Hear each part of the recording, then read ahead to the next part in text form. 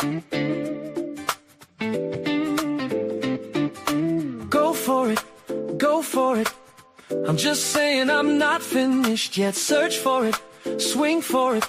Discover the me that lives in yes. Stand for it, stretch for it. It's my time, imagine my best. Run for it, reach for it. Uncover the me that lives in yes. I know, yes I know. There'll be miracles wherever I go. It's not work, it's play. I can make magic today.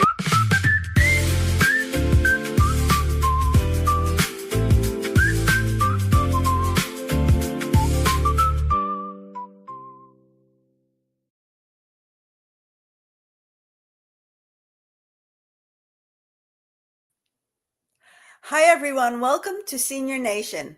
I'm your host, Phyllis Ayman, and you are listening to the Source TV Radio Network, WTSN, Washington, D.C. We are indeed a senior nation with 100 plus million adults over the age of 50, and we are here to bring you up-to-date information about successful aging, healthful longevity, and what I call becoming a well-ager, to dignity, respect, quality of life, and quality of care for our parents, our grandparents, and loved ones. We at Senior Nation will be your trusted voice for informed choices, meaningful conversations, and a vibrant life at every age.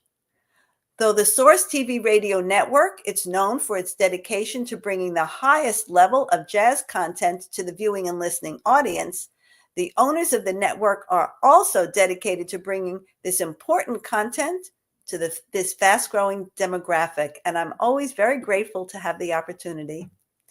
And tonight, for tonight's guest, I'm pleased to introduce Sarah Gross, who I very fortunately met at a leading age conference in Boston, Massachusetts, just a few weeks ago.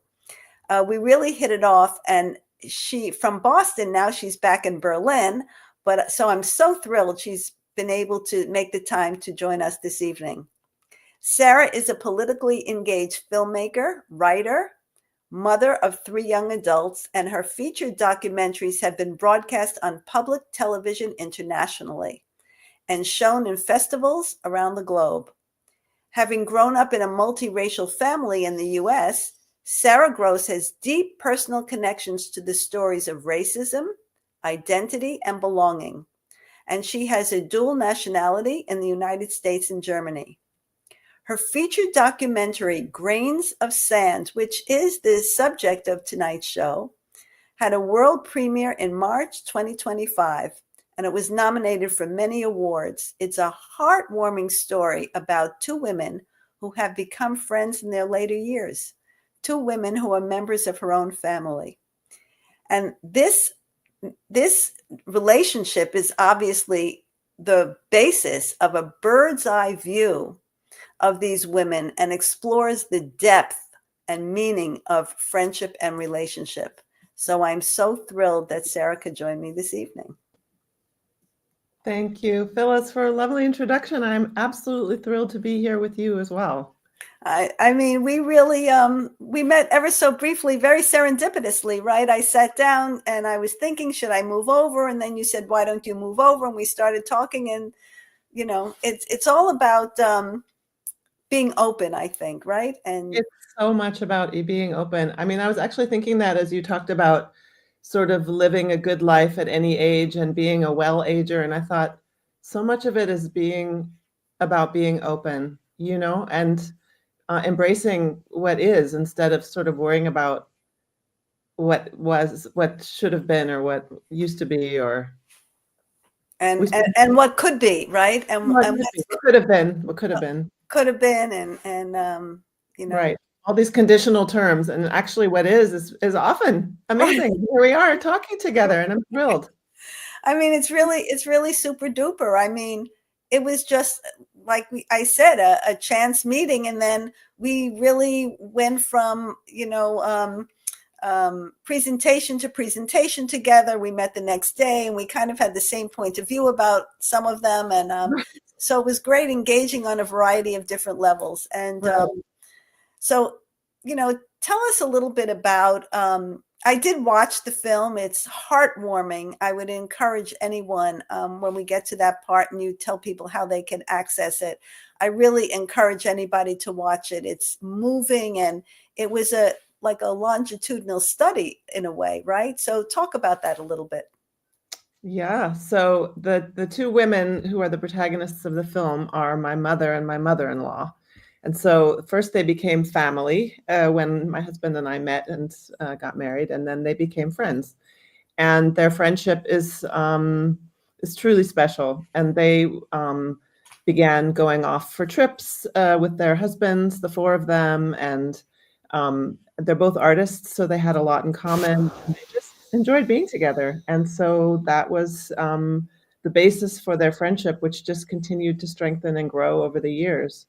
And when they were about to turn 80, each of them, they're the same age, when they were about to turn 80, I was just suddenly hit by this horrible notion that, they were hitting the wall of 80 and they were, the end was nigh. And I had this idea that I'd better get my camera out and start filming. Any good filmmaker, you hit a crisis and what do? You grab your camera.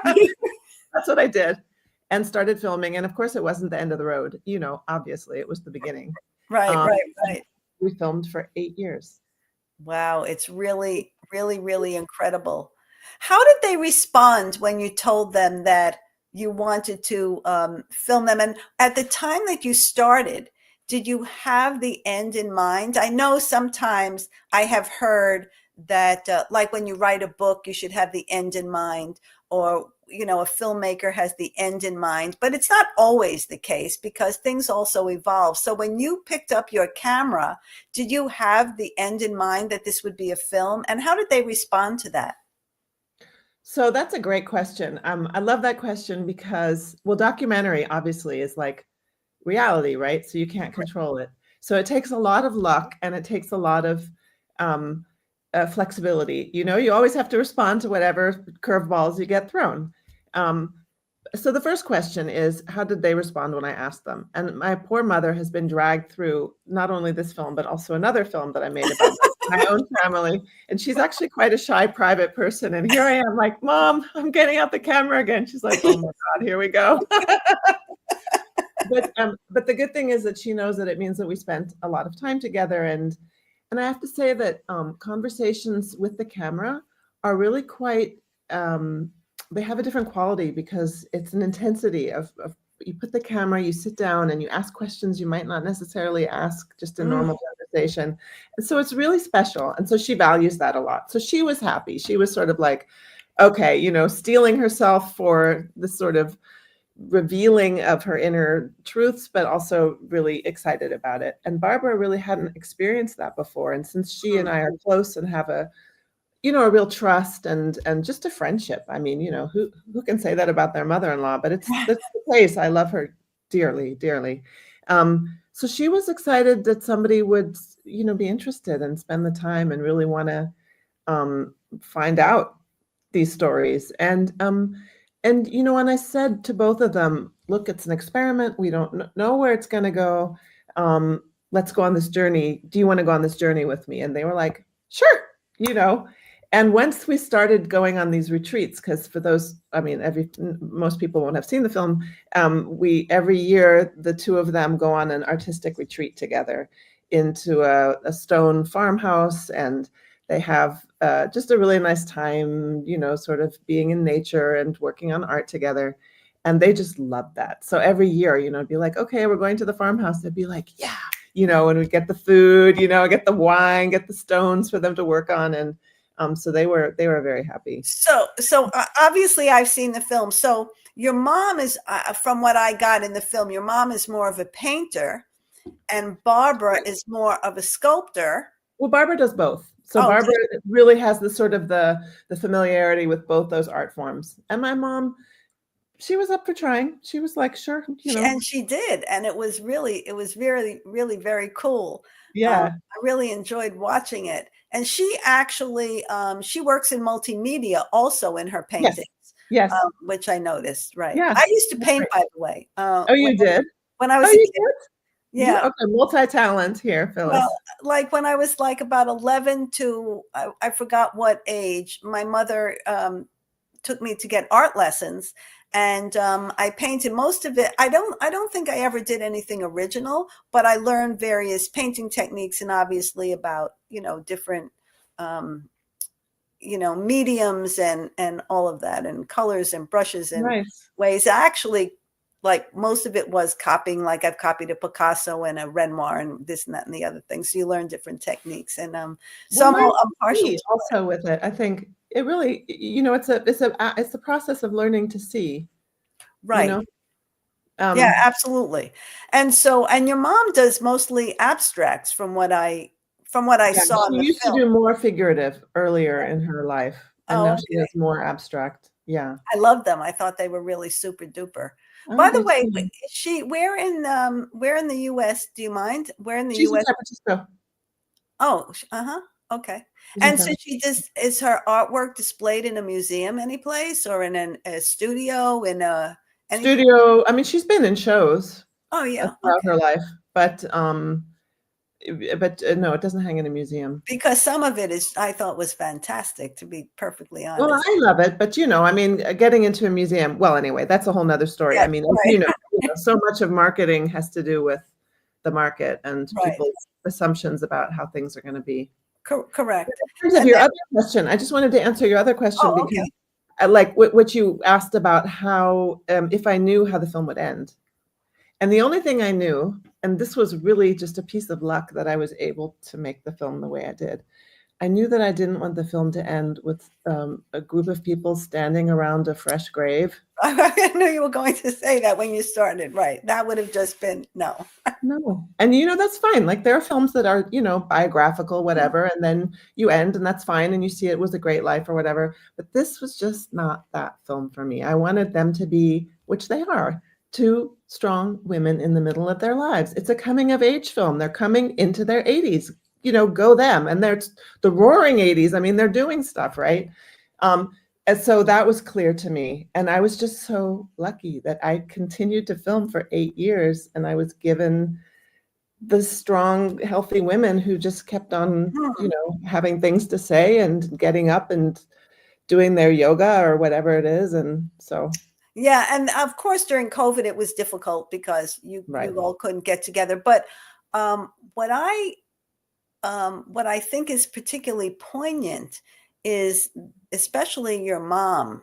I think it was your mom talking about aging and getting older and what that means, and her insights about, friendships and people that are no longer around for her to be Mhm. friends with, and facing her own mortality. I thought it was really, a view into Mm, not as a film, but as a person talking about themselves. It's two very different things. It's not a character, it's a person talking about themselves. And that's what struck me so much. mm, You absolutely.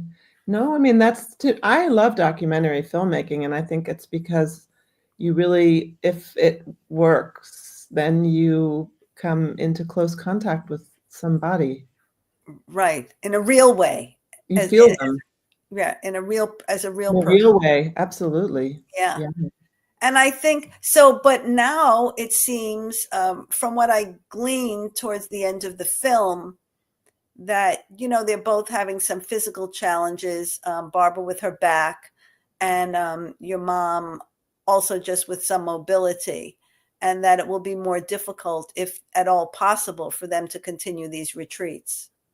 Yeah, I'd say that the struggle, I mean, Barbara's back did get better, but so just in terms of sort of physical um, slowdowns, there were some over the course of the film, but they came and went. I mean, I guess the main thing really towards the end of the film that they were both dealing with more was their partner aging. Right. Right. So it's funny you say that, because I was just going to refer to that your mom talks about, your dad and his, it was your mom, right? Um, And so Barbara, so Barbara, so my, so my mother-in-law, Barbara, her husband is diagnosed with dementia. Okay, no, but so it was your mom who your dad had a bout with Cancer. prostate cancer, Yeah. right? Yeah. Yeah. And So so everybody's kind of rocking and rolling. Sure. I mean, you get towards the end of your 80s. I mean, that's part of what happens for sure. right. So I thought that was also interesting because she talked about what that was like caring for your dad who had this condition. And like I said, it's not a film, it's not a character, it's a real person talking about their journey and Mm. how, what that feels like. You don't get that very often. Yeah, shame. I mean, shame because I think there's so much value in um, what we said at the beginning about being open. I mean, being open is being open to receive things, but it's also being open to share things, right? I mean, that's the gift. So So I have a question because we didn't talk about this. So Barbara's husband, your father-in-law, so I wasn't aware of that, or maybe I didn't pick it up in the film. So he's experiencing some cognitive loss. yeah, the end of the film, she gets the diagnosis that he has dementia, and it's sort of you kind of know it's coming in the film, I think, or you could maybe have a hunch that she's had issues with him, but you don't Right, know what's been spoken. And it right. was definitely something that she didn't want to acknowledge, as it was sort of on the horizon, kind of making itself known. But then she needed to, and then she was still alone with him in the house, in the apartment, and so that was a challenge, and Yeah, that's the challenge with which we end the film, really. right. Um, And how's she doing? How is he doing? So they're actually doing really well. We helped them move from Hamburg, which is a couple hours away from where we live, to Berlin, and they're now like 15-minute drive from our house Well, in that's a great. really nice, yeah, they're in a really nice senior living residence, and they have a little terrace, and you can go out and walk, and there's birds and like a canal, beautiful, beautiful, and they're literally just, you jump in the car and you're already there, kind of thing. So So it's interesting you say that because that was going to be my next question, which is in Germany, how do they care for older people and what kind of accommodations do they have for them? So you kind of hinted at well, this. so yes, but I mean, I think there is the great economic divide, and I think that if you can't afford to pay for a senior living residence of a certain caliber, um, it's a lot less. It's a lot less luxurious. I mean, obviously, but well, I think that's the case, and I don't know as much about sort of kind of state-run Mm. homes and what they look like. But my hunch is, well, I know people who work in them, and my hunch is that my sense is that it's, well, I guess less privacy and less sort of individual differentiation in terms of program and in terms of space. So my hunch is it might be somewhat like it is here. I could be wrong, but I think there's probably more state. I mean, we are just a little bit less wildly capitalistic than America. So I think that there's a little bit more sort of state kind of governance or sort of control of quality control. So I have a question, and then I want to put up after I ask you this question, a the graphic of grains of sand because I want people to see it. But so this is a very delicate question, and we hadn't talked about it before. And if you don't want to talk about it or answer it or even think about it, that's okay, because dementia, that's my area of I expertise. know. I know. Just so where it is now is not where it's going to wind up. Right. And has the family had discussions about that, or they're just not talking about that Oh, right now? for sure. No, absolutely. Absolutely. In fact, my father has just been diagnosed with dementia, so we have it now on both sides that Mm. um, we're facing a development that we don't know where it's going to go, but it's going to obviously be more challenging and more, energy and time require, demanding. And so I think I don't think you can prepare 100% for, of course, you can never really prepare for life. You can try, but you Right. can't prepare for it. Listen, I didn't know I need a hip replacement, so there you go. Was not in my plan. Nobody came down and told you on Thursday you'd be having a hip replacement. Ever. They never said it. It's so unfair. Darn it. Right.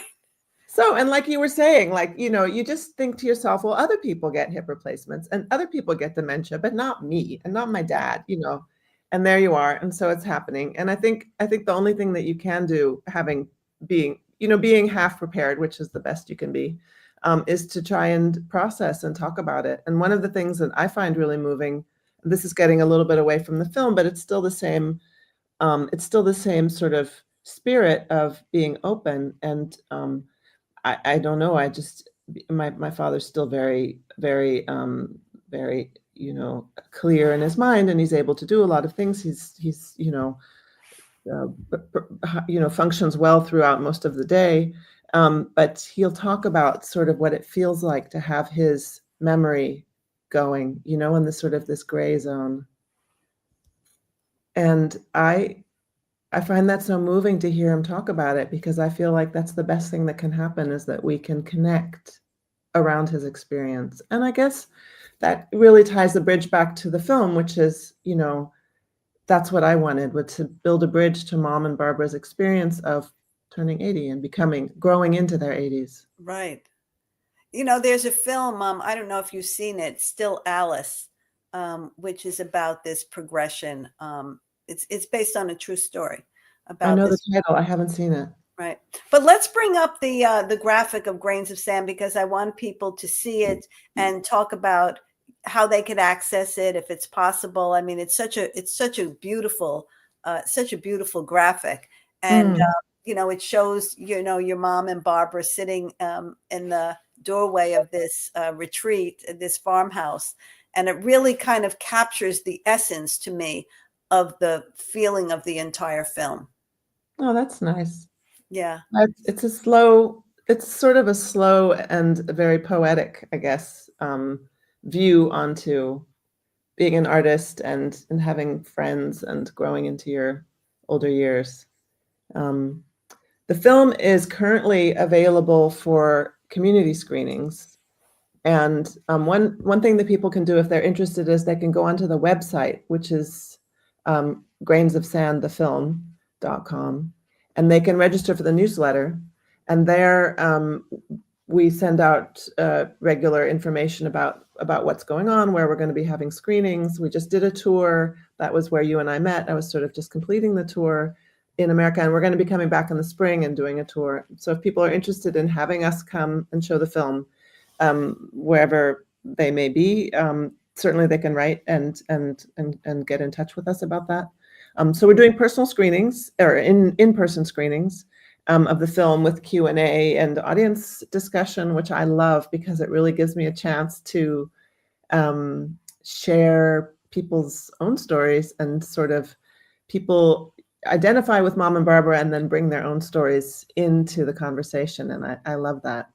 And not to interrupt you, but I had given you an idea about these college campuses that are now bringing in senior living, independent housing, so that across the generations people could learn from each other and interact. And that, I don't know if you had a chance to contact any of them, because you were just here for a few days after you and I met, but I would think that they might be interested in something like that, because not only for the people that are, the older people generation that's living on that campus, but for younger people, to get a glimpse into how these people really feel, and to, join those discussions. I just thought of something for you. Tell me. the International Day of Older Persons. I don't know why I can't remember the exact date right now. Mm. And it's in, I think, September. Hmm. Anyway, um, That's a nice, I'm a member of the United Nations NGO Committee on Aging, and I'm wondering if it might be a good idea to have you come. I'll put you in touch with the director, oh, and I'd love to. it might be a great thing to have you come and talk about this. Maybe do a little clip of. I don't know what they would say or do, but I'm thinking that might be that Phyllis, might. did you see that we quote we quote exactly that group from the UN about aging and about ageism? I didn't see that. Yeah, No. in the press kit. Doesn't matter. Oh, Yeah, okay. I didn't read the yeah, whole thing. I have to be yeah, honest. yeah, yeah. No problem. Cool. So absolutely. I mean, ageism, I mean, I don't need to tell you, it's a really big problem. And one of the things that I have found so exciting with the audiences that we've had, mostly my age and older, sort of middle-aged and older, but we always have young people in the audience. And they really engage with the film, and they love Margot or they love Barbara. Or one of them came up to me afterwards. She was, I don't know, 17 or 18, and she had her arm hooked around another young woman, and she said, "This is my Barbara," and I was Oh, like, that's so "Yeah, cool. That's stay so. friends." I was just so thrilled. I'm And also thinking.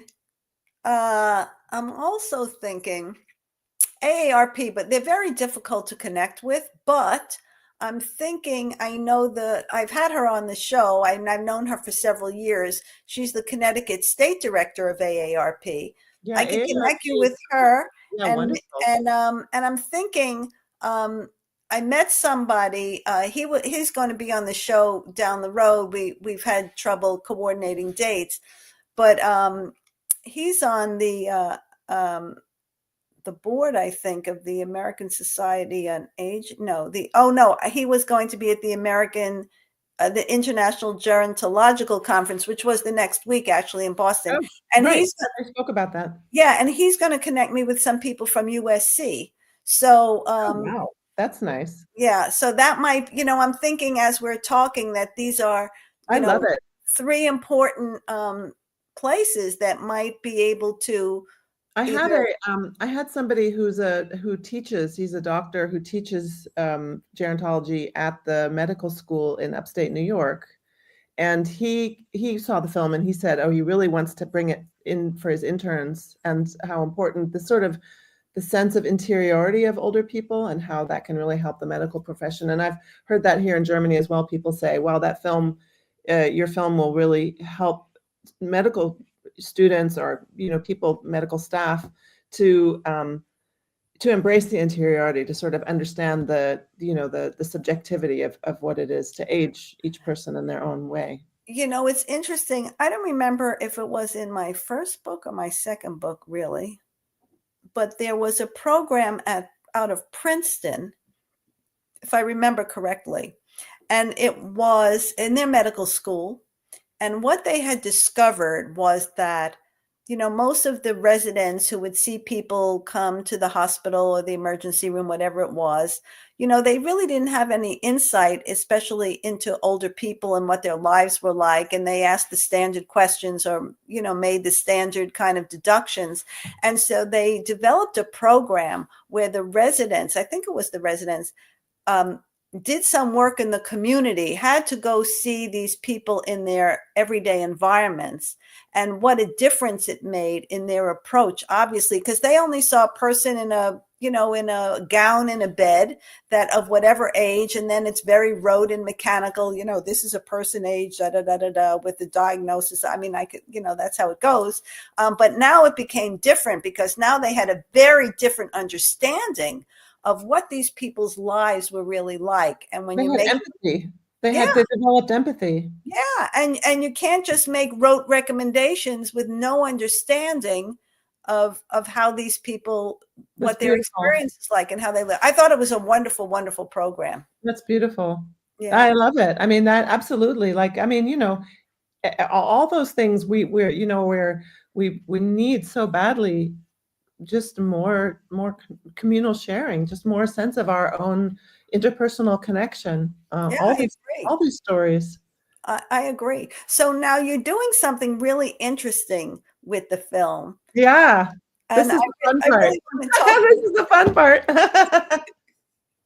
I really want to talk about it. It's really super duper. So talk a little bit about these workshops that you're doing, which I think is the greatest. It's so ingenious and innovative, and what a fantastic outgrowth from this film. So talk about it a little bit. Well, it's mostly fun, to be honest. It's so we've been touring with the film, and we weren't only touring with the film and with conversations with the audience after the film, but we also have workshops. And so the workshops are, there's a collage workshop, and I've been teaming up with a friend of mine who's an art educator. She's fantastic.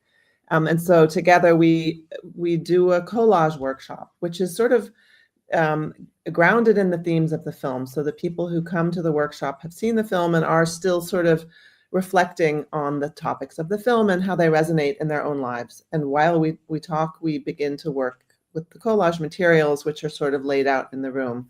And so it's really kind of almost like a play back and forth between these gorgeous materials that you're just sort of pulling and doing stuff with, and you're kind of thinking about it, but you're also kind of talking. And then as the workshop continues, you realize, oh, there's stuff actually going on the page, which is telling me something, and you enter into dialogue, with your own creative mind. Right. And often it is a reflection on who you are. It's a reflection on how the issues, speak to your own life from the film. So we just had a lot of fun with it. People get really excited about. Yeah. So Amanda says, is this the recent movie that is both an intimate and moving exploration of aging, friendship, and creativity through the experiences of two female artists in their 80s? If it is, I saw it and loved it. Wow. Nice. Cool beans. Thank you, Amanda. I'm glad to hear it. Cool beans. That's Yeah, super duper. that's really nice. Yeah. I wonder where Amanda saw it. That would be really cool to Yeah, know. maybe you can share with us where you saw it, Amanda. Yeah, that would be Nice. super, Amanda. Yeah.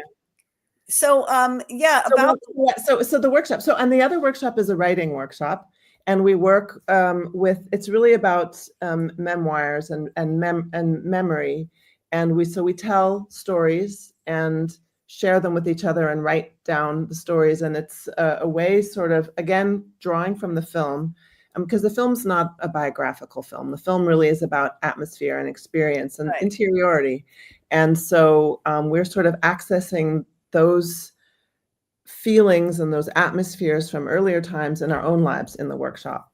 And again, you sort of see somebody, this older, woman, and she sits down and you're like, okay, remember something from your childhood. And then all of a sudden her face lights up and she's like, I used to swing and I had this swing. And you're like, oh my God, and you can really see her,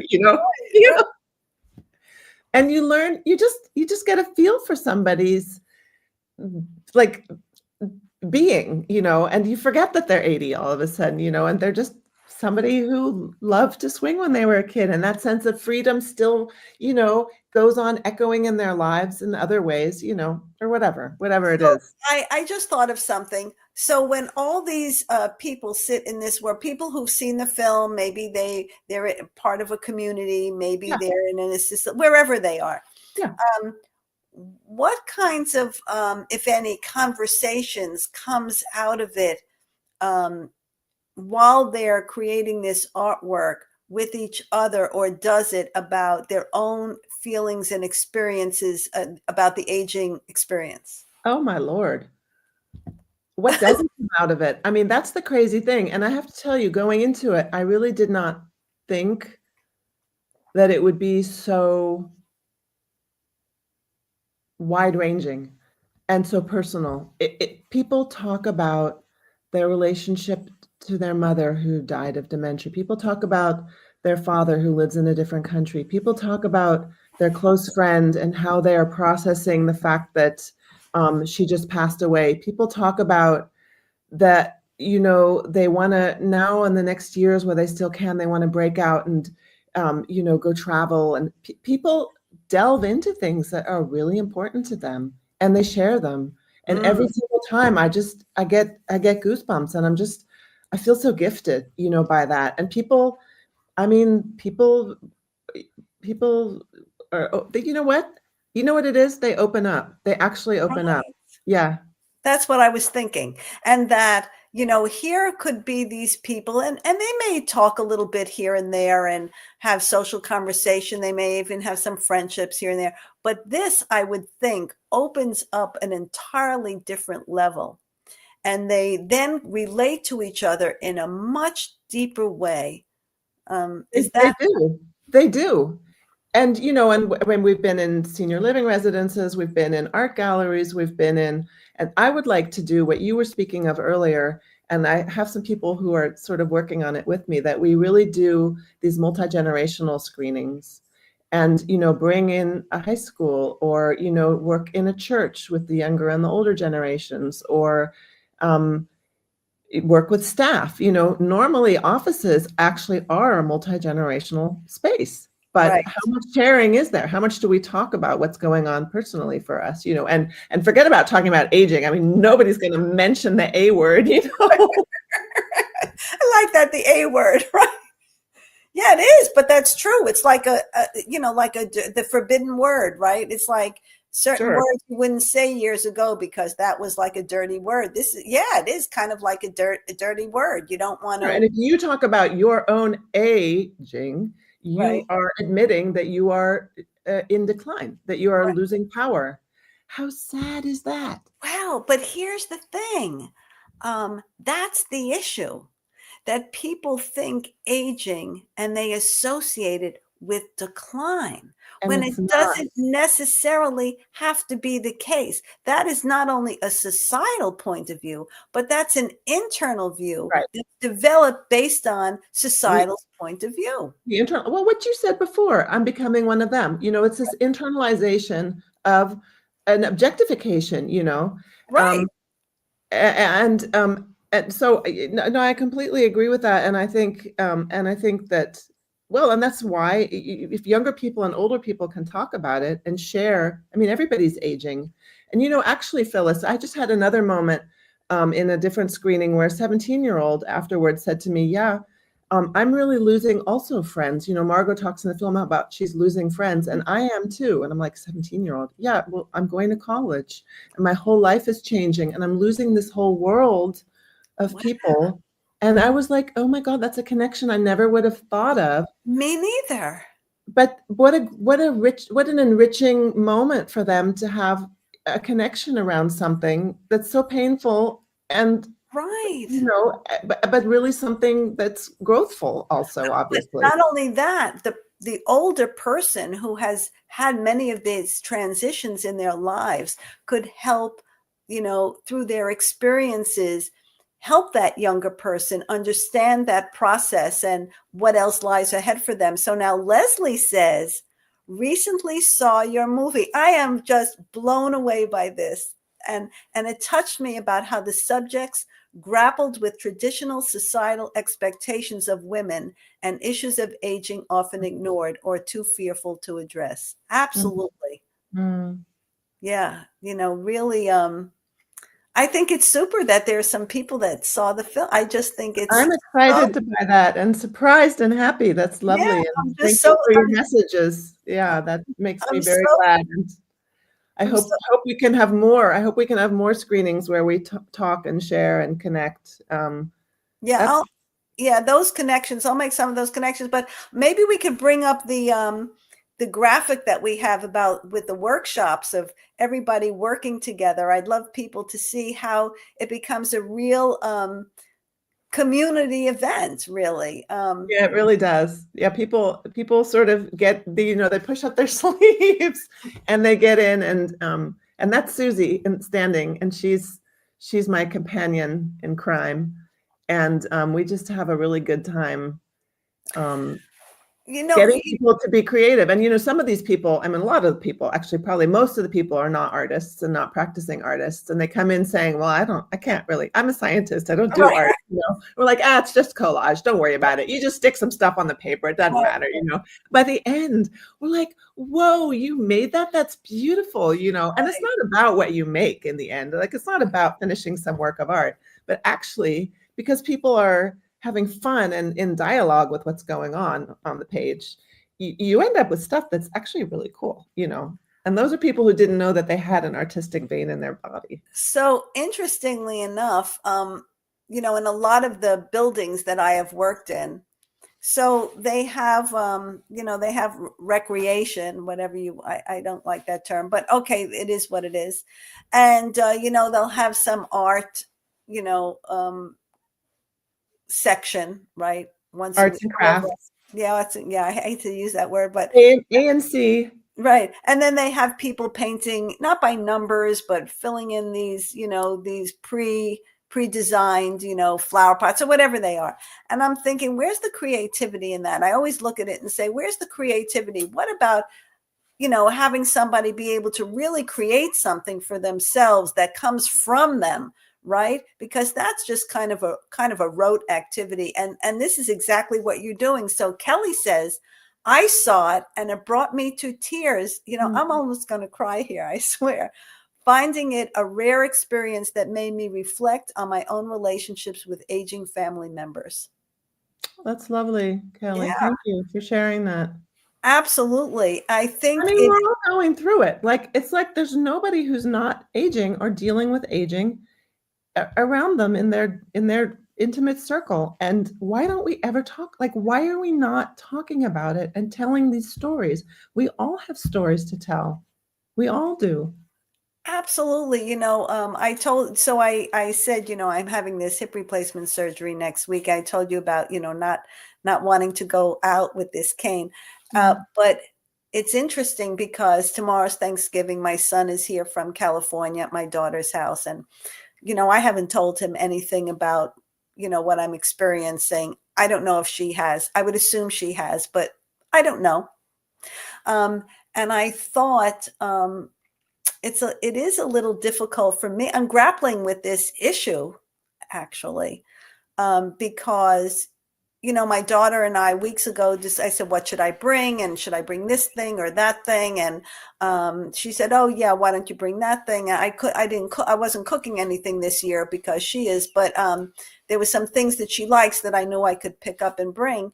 And then the other day she said, don't bother. It would be stupid to go hobbling around in the store just to bring those things. And I said, but that's not like me. I said I would do it. She was looking forward to me bringing it. And that was a commitment I made. And she said, well, consider it fulfilled. But in my mind, I'm thinking, how is that going to be? Even for myself, I mean, I'm grappling with this as we're talking about it. And it's so poignant that, I think my son especially always saw me as capable and independent and strong. And here I'm going to be walking in with a cane, and I don't even know how that is Well, I'm sitting going to with tell you me. something, Phyllis. First of all, I want to thank you because I think that's really moving and beautiful that you're sharing that. And a lot of being strong is allowing yourself to be not always in the light that you would like to see yourself be Mm, in. And that is a strength. And I think living as a role model and understanding that if you walk in, okay, if you walk in with your cane and you see the strength in that, right? And you have to turn it 50, you have to turn it, right? You have to turn it because you're not being the strong, gymnast who can lift, 500 pounds or whatever. You're being the strong woman who's got a hip operation, got a cane. And you know what? She's full of energy, man. She's out there. She's doing it. She's talking. She's carrying her cane. She's has to sit sometimes, but she's vibrant, and that is, to me, that's so much stronger, right? Like hmm. that's being a leader. That's like, that's Wow. shining. That's touching. Yesterday I did stop at I had to come back from my pre-op appointment, and I stopped to pick up something because I was a little hungry, and I went into Whole Foods, and I was feeling, it was emotional for me to go to that thing. And Oh, they gave me that. the walker for after my surgery, and I'm thinking, oh my God, like what? And Beam I me was up, Scotty. and I was in pain, and I walked in, I got this slice of pizza, whatever that I like. And as I was leaving, it's kind of just what you said. I'm really getting choked up actually. And I paid for it, whatever. And this woman who was just standing there, kind of manning standing guard at the self checkouts, said to me, "Oh, I love your hair and I love your hair color." And it took that, exactly what you said. It took that focus from, I'm walking with this cane and I'm limping and I'm in pain and I have this surgery, to, yes, I'm still this woman with this Right. red hair, and she didn't notice anything else about me. Oh, that was my own internal image. So it's just exactly what you said, okay, so, that's what I'm doing right now, but that doesn't really change who I am or what I've been. So I'm glad that I shared it, because you just gave me a different insight. No, that's beautiful.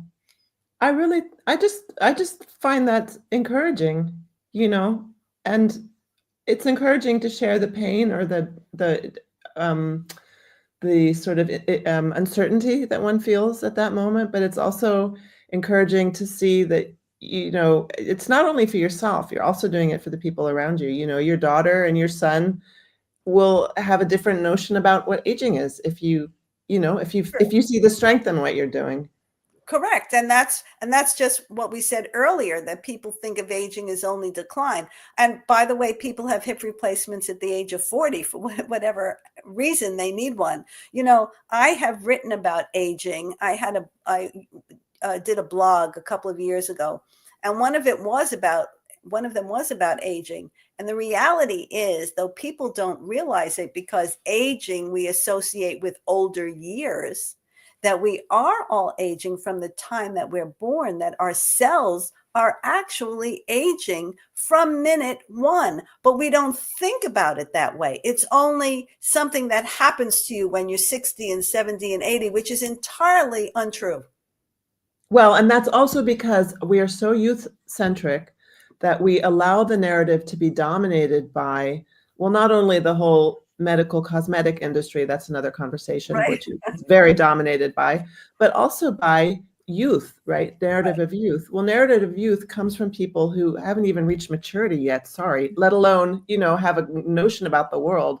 And if we had a spread of narratives, which really would go from young to old, and we would be able to connect and identify with people in all those different phases of life, we would have a totally different sense of what it is to age, of what it is to lose a friend, of what it is to have a broken leg or a hip operation or whatever it is. We would understand that it's all part of an arc, which actually, if I think back to my 20s, oh my God, I had so many problems with my shoulders. I had so many problems with, and I was 20, and now I'm, almost 60, and some of those problems I don't have anymore, but, like we have these issues actually all the time in our lives. Correct. But like I said, I think we think differently about them when we're 60, 70, and 80 than we do when we're 20 and 30 and 40.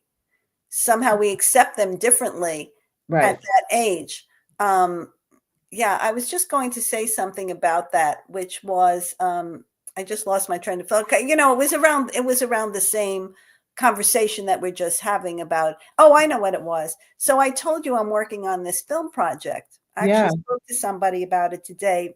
Might Mm, get support from him. We'll see. nice. And so I think I told you that I see this film all the way to Disney. And the reason is because really there are no very positive role models that are older, that are wisdom keepers. And that my belief is that if we start with kids when they're younger, having older characters to look up to, that they want to emulate because they're wisdom keepers, that could possibly change the narrative about how society thinks about older people. Well, Read, and even Phyllis, even using words like narrative, what did you say? Wisdom keepers right, is fantastic. Like, why don't we have that? That should be a word that we're using every day. right. I agree. I Yeah, agree. So Rita said, "How did you ever film this over 8 years?" Great question. that I'm not sure on which level you're meaning, Rita. Like, was I losing my patience, or was I sort of Right. you know, Or what were the logistics of it? Yeah, what were I the get logistics of it? But I'll tell you something, which is that I didn't ever want to stop filming. I Hmm. didn't want this film to end because I knew that it was a moment. It was a really special moment that was lasting these years, and I knew that when it was over, it would be a conclusion. It would be the end. It would be the beginning of a new phase. I had to say goodbye. I felt like I really struggled with that. That I wanted to. Oh no! How did you decide to beginning and end it as you did? understand this as you did. Okay. Okay, right. Well, when they were about to turn 80, so they were in their late 70s, I thought, okay, this is bad. This is it. The end of the road is nigh. I better get on it. And so I started filming. And I really wanted to find out what it was like to enter their 80s. And then as they entered their 80s and grew into this new decade, and really, I call it a coming of age because they grow into their 80s. Right. They do. And then there was a point where I realized, okay, we've passed Corona. We've sort of managed um, to restabilize and reconnect and come back to the farm, and that's a good moment to leave them still striding forth into the next story, into the next part. So that's my question, actually. How do they feel now that it's completed and they've gone through all of this and shared all of this on film, which is very intimate, actually? Yes, it is. How did they feel about that? Yeah. You mean about the public viewing, or Yeah, about the the fact public that viewing and the fact that, it was such a fantastic project and Mhm. they were able to share their intimate feelings. I don't know. Let me ask you this question. Had they ever shared those feelings and thoughts and insights between the two of them? Do you know? Oh Um, yes, oh, oh yes, oh okay. yes. Yes, they had. Yeah, no, they're quite something, those two. They're unstoppable. Let me just say they're unstoppable. Somebody in one screening said, "Well, I think you chose your mother and mother-in-law very well." Right. Okay. So, but now that it's finished, how do they feel about the fact that that project is completed? Well, I think for all of us, it's bittersweet, Phyllis. It Yeah. was a beautiful time. It was really special years that we spent, weeks that we spent together, working on something together, and we'd get the equipment, and with my fantastic, lovely camera, woman, my DP, we'd go together, and film with them and interview with them and have these wonderful meals and walks, and just be there together, living together, for these days. So of course that's really sad to have that. I mean, it's not over, but that intensity of the Right. filming experience is over. Right. Um, Yet I think that I don't think, I know, because we've sat together and watched the film and talked afterwards with them together, that they felt seen. They felt seen, and they felt loved, and that just meant so much to me. Right. Um, that And they heard. And heard.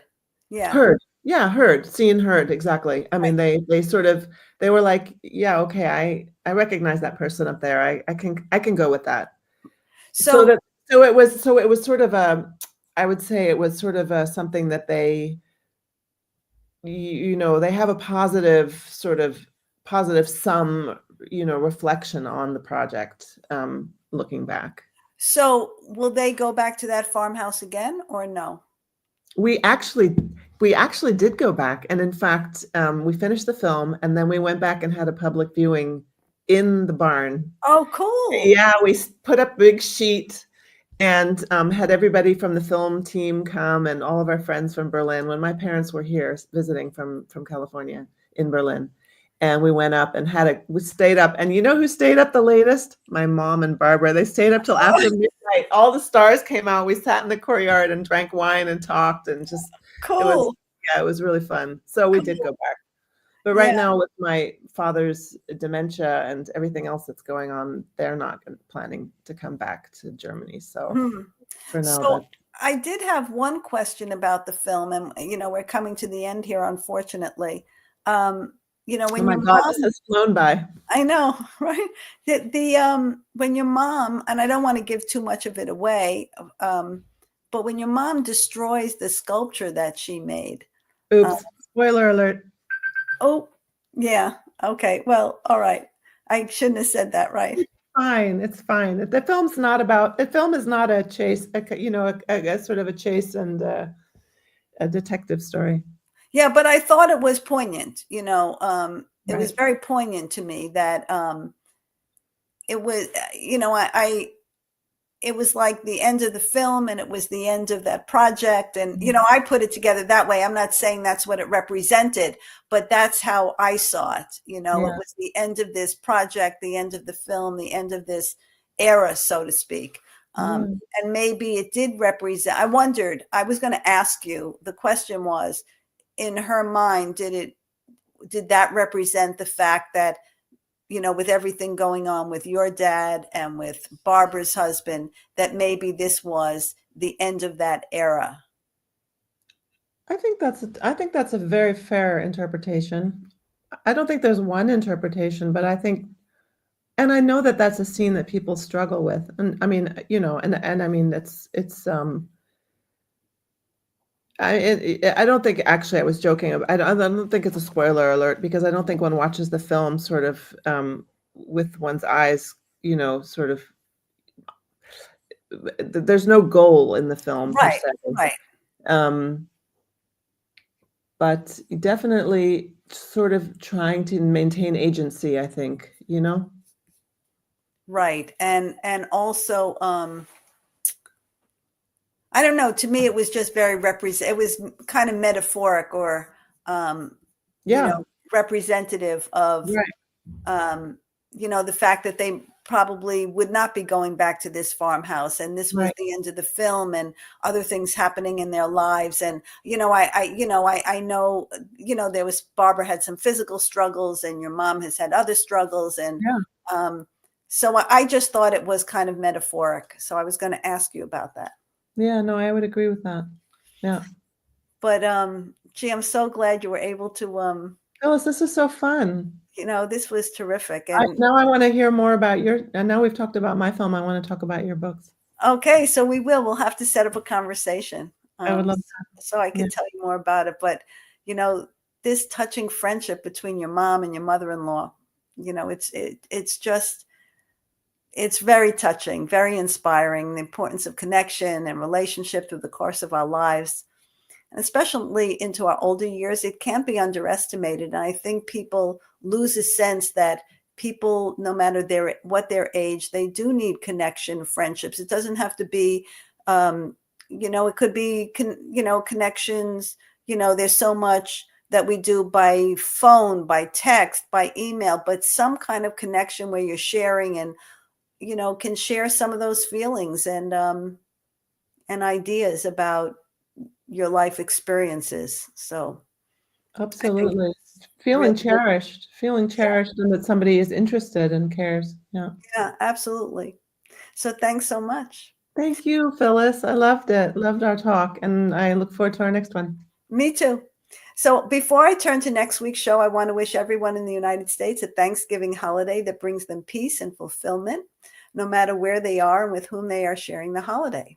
Now, for next week's show, I will be just out of hip replacement surgery. So being that I won't be up to hosting the show, we will be showing a rerun from earlier this summer. It's my conversation with Jill Shepard, a dynamic and vivacious woman who helps people organize, downsize, and let go as they transition to different stages of their lives. It's one that you really won't want to miss. She's really something special. So remember to tune in on December 3rd at 7 p.m. Eastern Time on the Source TV radio network. And until then, take care, stay well, and stay tuned.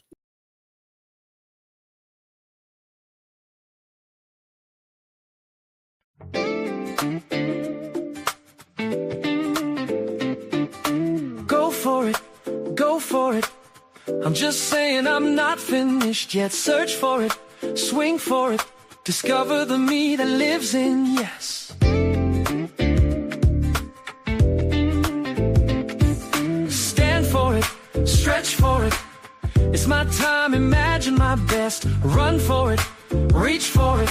Uncover the me that lives in yes. I know, yes I know, there'll be miracles wherever I go. It's not work, it's play. I can make